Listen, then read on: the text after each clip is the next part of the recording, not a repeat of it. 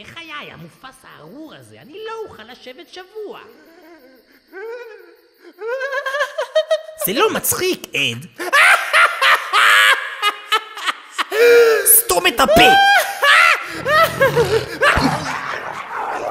אולי תפסיקו. אבל הוא התחיל. הביטו בעצמכם. לא פלא שאנחנו תלויים בקצה של שרשרת המזון. שונא להיות תלוי. כן, אתם יודעים, לולא האריות האלה היינו מנהלים את העסק. ואני שונא אריות! גאוותנים, זהירים, מסריחים, כל כך מכוערים. אני בטוח שלא כל האריות גרועים כל כך.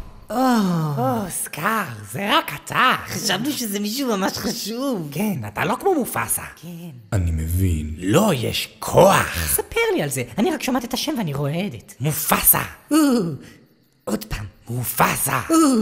מופסה, מופסה. מדגדג אותי. אני מוקף במטומטמים. אתה סקאר, אתה אחד משלנו. אתה כמו חבר. מקסים. מוצא חן בעיניי. הוא לא מלך, אבל מלא הדרת כבוד. כן. היי, הבאת לנו משהו לאכול סקאר? חבר יקר, הבאת? כן? כן? אני לא חושב שמגיע לכם. שלחתי לכם בחבילה את שני הגרועים ואפילו לא הצלחתם להיפטר מהם. אתה יודע שהם לא בדיוק היו לבדם.